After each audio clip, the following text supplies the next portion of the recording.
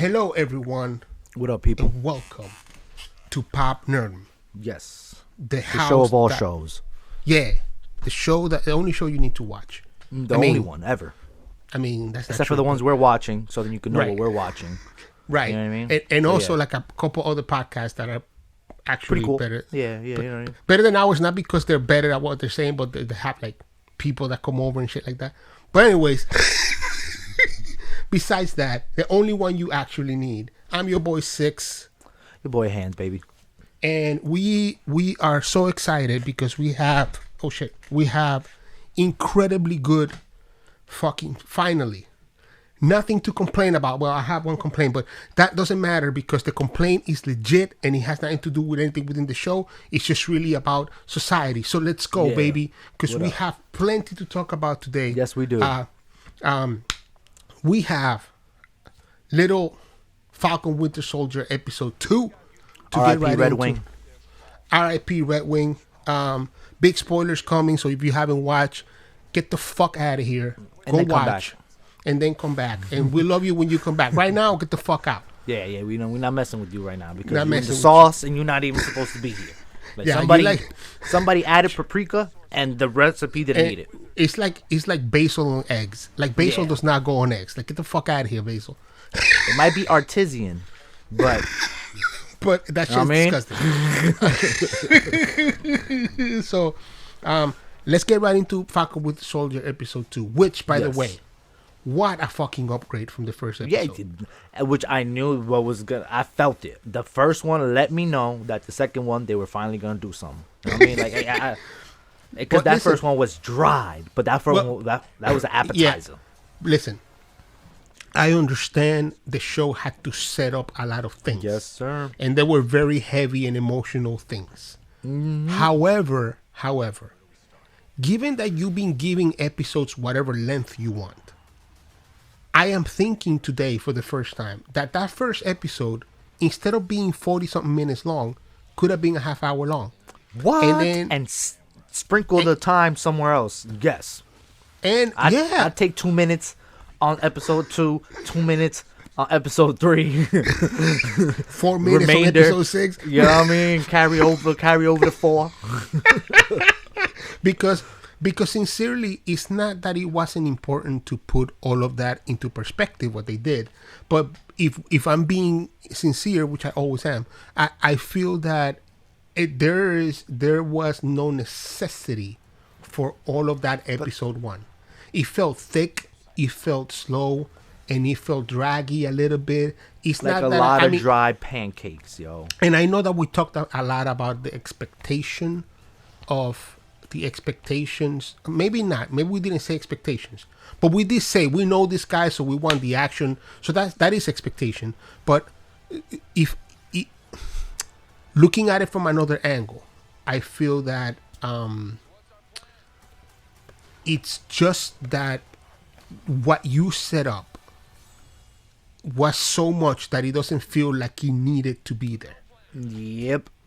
So this episode, right from the go, fantastic. They give you HBCU, and that I knew it wasn't a white school for sure. I heard the trumpets going. I said, "Oh shit, there's some soul here, bro." I said, "Damn." I couldn't help but just do. For I want a drum line shit, real quick. Yeah. Then you see his girlfriend's black or mixed or Latina or something. or other or Middle Eastern. Yeah, she's not white. Something. She's not Caucasian. Right, not Caucasian, correct. You see his boy, who we find out later is Starbuck, but not Starbuck, sorry, Battlestar. He's and es un lambón loco, yo. Yo, I'm sorry, yo. I saw this motherfucker. Lambonazo. Lambonizo. Lambonasasazo. No lie, I saw her. I said, "Wow, this motherfucker, this guy, this Uncle Tom." I don't want to use the term Uncle Tom, but he's very jipper. He's a jipper fellow. You know what I'm saying? Yeah, he's the jipper fellow. He uses words like that. Yes. So you put this guy, and what I found interesting is that when they give you the U.S. agent, a.k.a. Captain America 2, in the first AKA episode. Stephen B. Roger. They really, they really make him nothing. You just don't like him because you don't know him and he got the shield. No, they make him mad. And then, they spent a lot of time on this episode trying to make him likable. Trying to color him in, but it's like... Yeah, but, I mean, and it's interesting because the beginning of the episode, you see him be like, nervous and being a human being. Being like, and being like, they want me to fill some big shoes, but then he shows a little bit of bravado, which kind of makes sense for a guy that was for the kind of guy that he is, that he's always being a captain. He's being a team captain. He's being a military captain. First pick, That's the kind of guy that has to have a little bit of like, I might be nervous, but I'm going to get this shit done. And don't you fucking worry about it. So he got guts. Yes. He got grit. I said, that's what you got? You gotta come on with more than that. America, he got guts. We good. Guts. Thanos come back. Don't worry. He got guts. I got guts is what I'm gonna see when they kick you right in the fucking belly with one of them super soldier legs. Cuando le sacan la mierda de una trompa.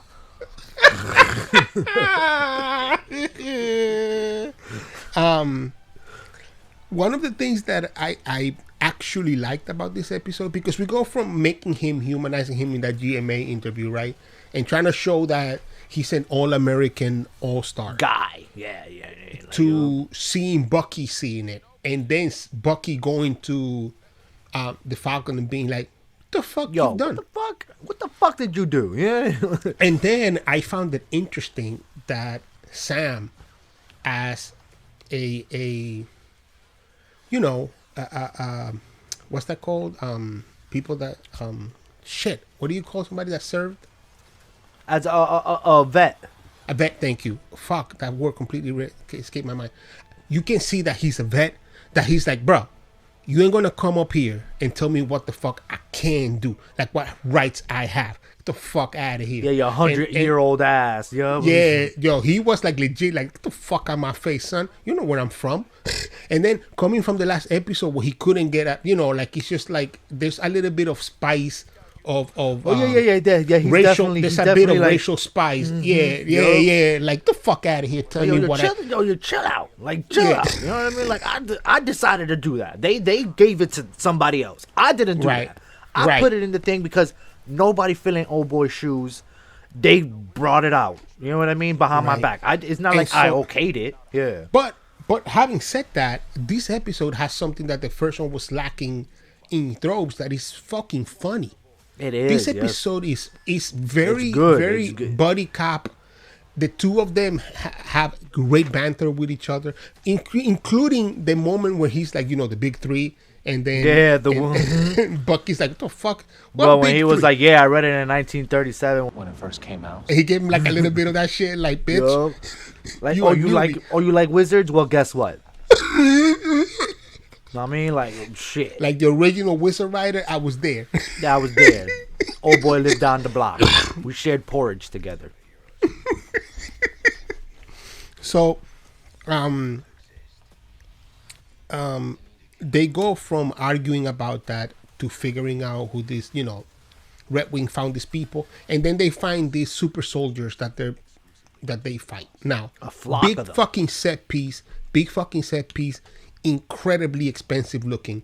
This show, every episode looks like a movie. And this show is, every time I see this show and I see good CGI, I'm like, nobody in DC wants to pay somebody from Marvel to come over. But also, that's just me. But also, I mean, I just can't believe that, because they keep saying this is the same budget as a movie. I can't believe that. I just don't believe it. It has to be like, somebody's doing more with less, yo. And somebody over there needs a raise, dog. That's all I gotta say. Cause the CGI is good. But I'm a big CGI person, yo. Yeah, you're right. But it's one or the other. You're absolutely right. Either somebody's doing their job really well, really cheap, really fucking well, really cheap, or they're lying about how much this show costs. They're keeping it on the low ski. Like, yo, yeah, it only costs about $100 million. It's like, son, that's what you think. Oh yeah, throw a number out there. Oh yeah, that's exactly what it. Yeah, crying inside like. Do you know that you're my hero?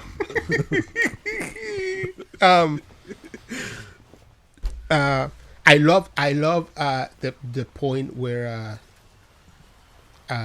Bucky mentions the White Wolf, because that's something that me too. Love that big comic book character from the Black Panther world, and that's what they call them in the Black Panther movie. So like it's linking all of the things together, and also little things like that. Let me ask you something. Do you think this happens right after Infinity War?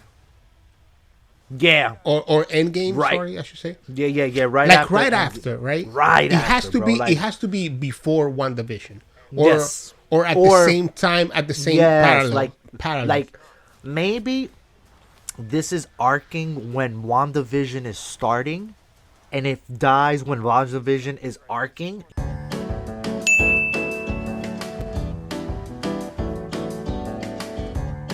You understand what I'm saying? Yeah. But I definitely get that. Like, not a lot of time has passed by, and people are very much still digesting. Honestly, I think it's even too soon for a new Cap.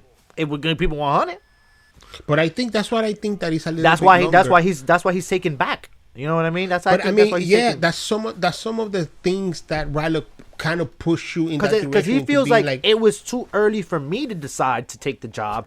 I think it's too early for y'all to choose somebody else when the dude chose me. Right. And I stole that shit. You know me, I'm petty, nigga. That shit would have been under the 7 oceans somewhere, dog. And Davies Crockett's locket, dog. Like, what's up? The fuck out of here.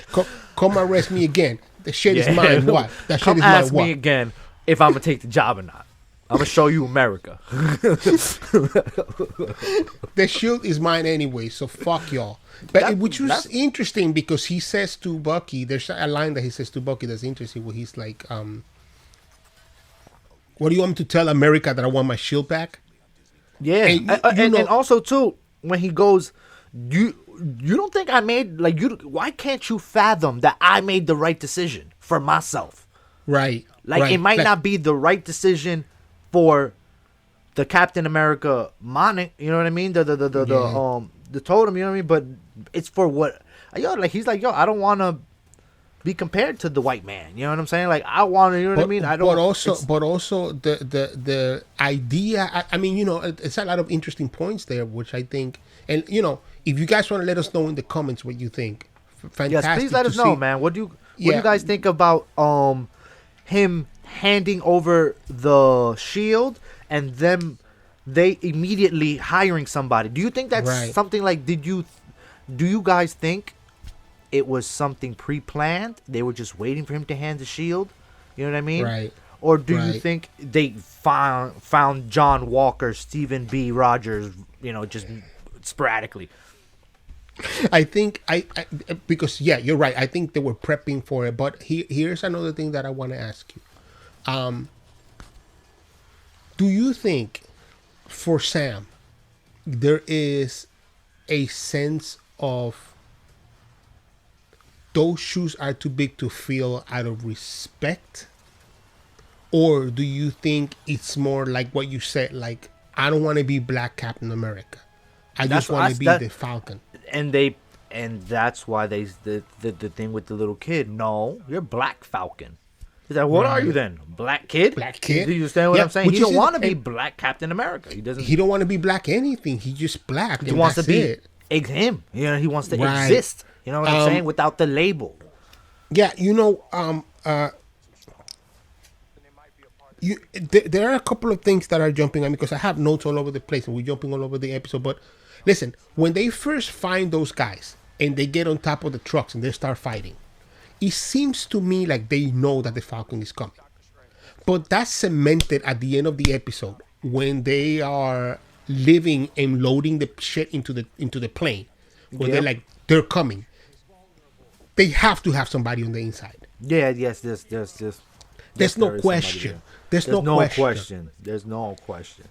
Then Because there's no way in heck that girl is hiding in there when there's a perfectly fine seat in the truck. Who does that?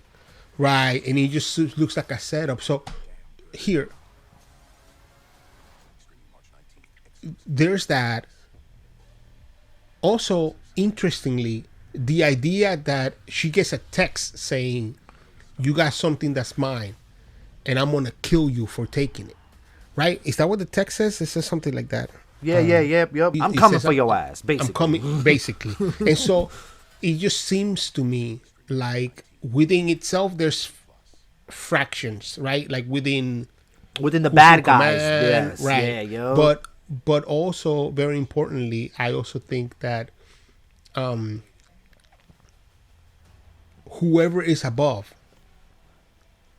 is just directly talking to her like, I'm gonna get your ass. So how does she trust when somebody's telling her like, yo, they're coming? But it's just too perfect, like that they know. Like they know, like we have 3 minutes before they get here. That's just way too specific information. That's too specific, yep. For you to be like, oh no, I figured it out because security. Yep, and that's somebody that's somebody that is one separation away. They're not exactly, because they could only give them a time. You know what I'm saying? Right. You know what I mean? They couldn't be like, yo, they're there. They're like, yo, they're on their way. I don't know what time they're gonna arrive. Right. But it should be between. But this when you're time saying and that time. 3 minutes out, that means you're in a car somewhere. You'd be like, yo, we're 3 minutes out. You better fucking get the fuck out of there. Mm-hmm.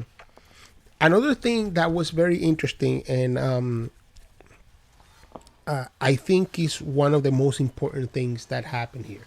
It's one of the things that got me pissed off about this. For two different reasons. One, the gorgeous representation of racism in this episode specifically was, and the non-cheesy, non-pandering of it too, yo. It wasn't cheesy. It wasn't like, oh, we're doing this just because it's a black character. It felt necessary. You know what I mean? It felt necessary. You know what I'm saying? Because, yo, they made another thing that they did in the first episode was show you that he's a regular dude, dog. Like, outside of the wings, when you don't got the wings off, bro. He's a regular dude. He's just a guy. But a black guy in America from the South. Mm-hmm. So, like, those things really play a big thing. But seeing this super soldier so in the comic books, there was a story, and I can't remember the name of it. And I know that on last week's Fat Man Beyond, they talked about the character. And I think it's this guy, Isaiah. It might be the same guy or not. But there was a story in which the first person to take the super soldier serum was a black guy. But I don't remember if that experimented on. Like everything they did in World War II.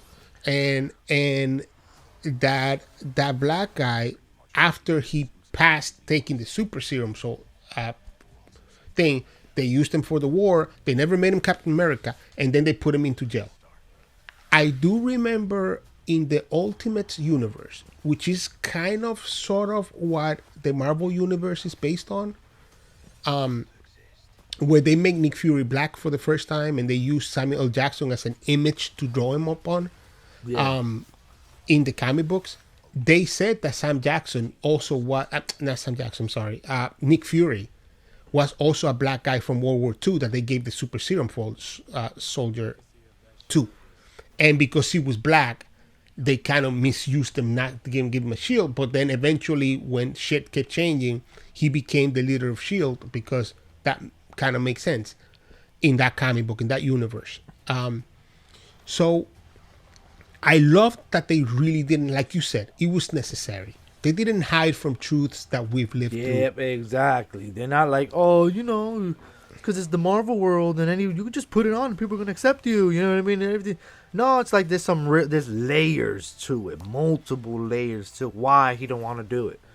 Right, and so also for him to be pissed, like, why the fuck didn't nobody tell me that there was a black super soldier since the 50s? And Bucky's response, which was, you know, an honest response, I suppose, was, we put him through enough. I didn't want to put him Add through more so stress, more. yep.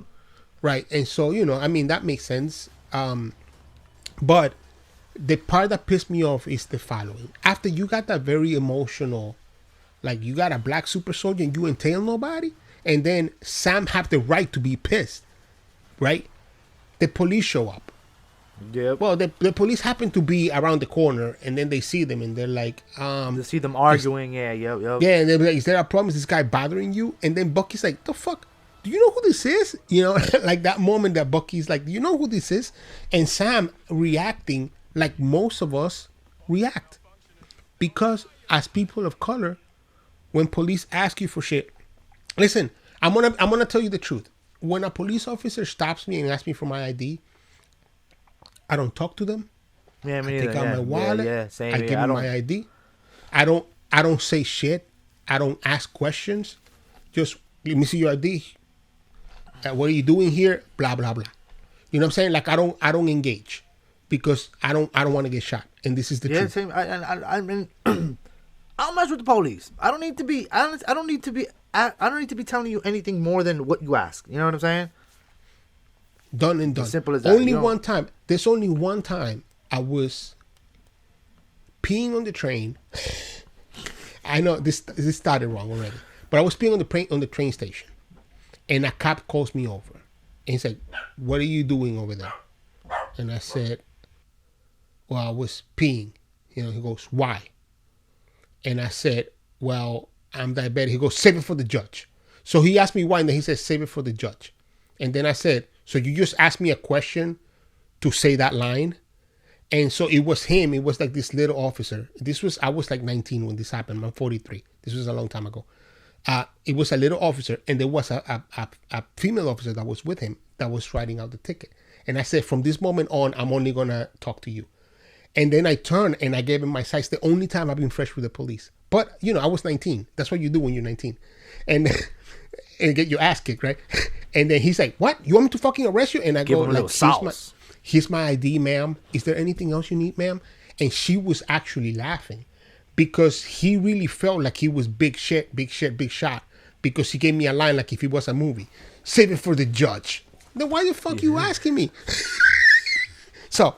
I wasn't trying to tell you anyway. Like, Mr. Officer. You know what I'm saying?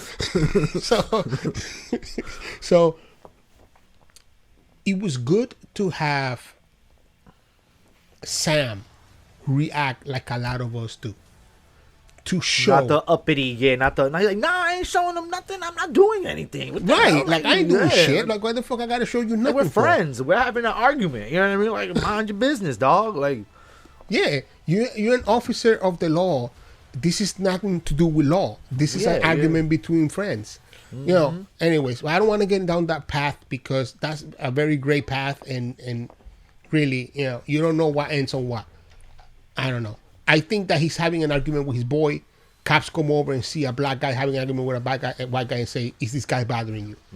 Yup. But what pissed me off, and this is the thing that I want to say, after having Isaiah being shown as the super soldier that nobody fucking knew about and got used, by the way, and did 30 years in prison, and after having Sam go through some racial profiling to the extreme, then they kind of take all of the punch of that by saying, "Oh, we're gonna arrest the white guy in the scene because he also could get arrested." Well, that's the Disney, that's the Mr. Barnes. You have an arrest. Yeah, and peacefully too. But took all. I feel like it was to show how they handled a black man that they didn't know what he did. Mad aggressive, but they know this white man, and he has an actual warrant, so he's the guilty of the party, quote unquote. You know what I mean? But still, it's still nice. It's still very, very cordial, Mister. Yeah, you know what I'm saying? Yeah, and that's very true. But what I think is that it took all the air out of the situation that was incredibly tense, and I think it took the air out for the wrong reasons. It took all the air out in a way that didn't make sense to me because it was like, oh, so you're gonna equate a police officer harassing a black man with arresting a white man that didn't go to therapy which you can even put it together as mental issues in this country, which are also a problem, and you're gonna put them all together in one bunch of things because they're the same. And I think that shit, it pissed me off. Like, I got very fucking intensely pissed, and I didn't say anything. I'm watching with Stephanie, but I was like, pfft. And she noticed it, and then after the show she was like, what happened? And I was like, what the fuck, man? Like, so you get harassed as a black person just for having an argument with your friend, but that's almost the same as let's arrest the white guy to make it fine because it's the same. And it does not equate. It's the Marvel balance. It's the Marvel convenience. Disney. Sorry, it does not equate. And I'm sorry if that wasn't your intention, but that's how it reads to me. And I don't know if that's how it reads to you. I don't know how you guys read it. Put it in the comments too, how you think it reads to you. Because it's funny too to see the perspective of people depending on where they are. Where they're at, what they've been through, what they've been through. Like, have you ever been harassed by cops just by the way that you look? Because it's very different. Everybody that's going to come in and tell me, oh, I get stopped by cops too. Yeah, but you don't get stopped by cops just because of how you look. You was probably wilding. You know what I mean? Like, you was probably loud and obnoxious. You was probably drunk. You're driving a certain way. Your light is out and you need to be stopped, and nobody fucking talk back to you. But I've been harassed by cops just from walking down the street. That's happened to me. Yeah, and it's only because I had an afro. Like, there's no other reason. That I was doing nothing. I wasn't bothering nobody. It was 3 in the fucking morning and I'm walking down the street. What are you doing walking down the street? Minding my walking. Business.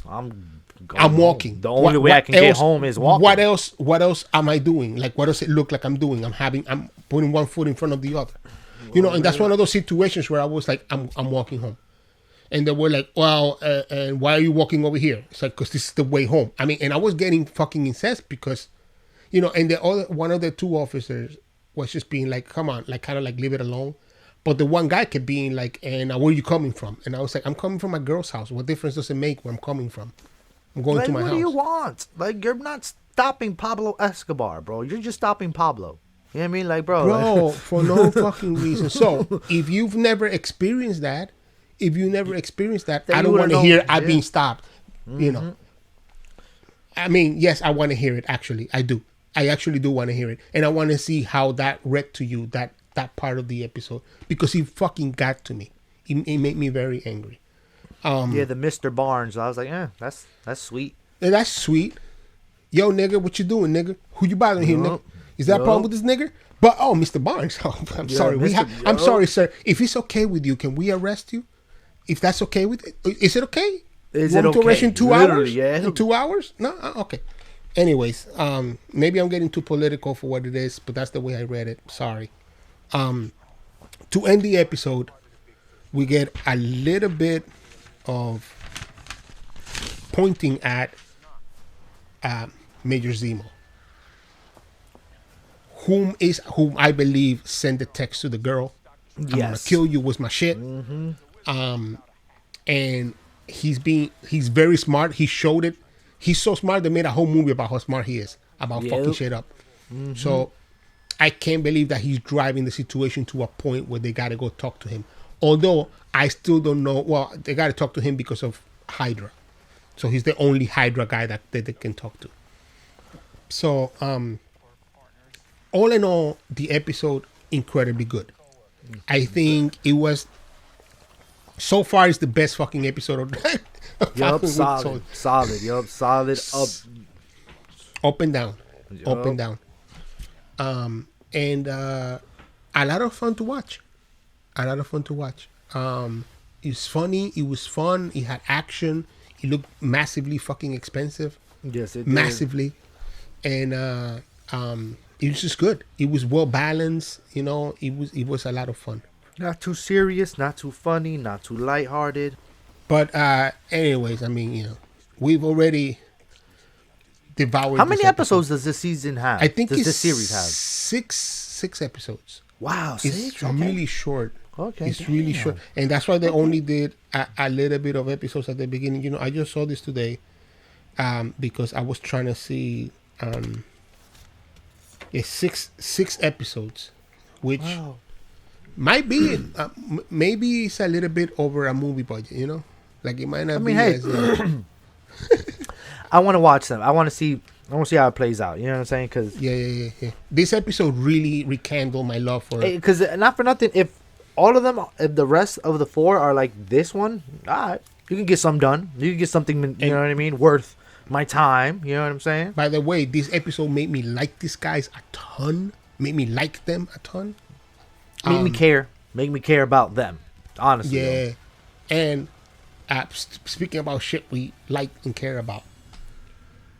Invincible also yesterday, Friday, Invincible, fucking came out on Amazon.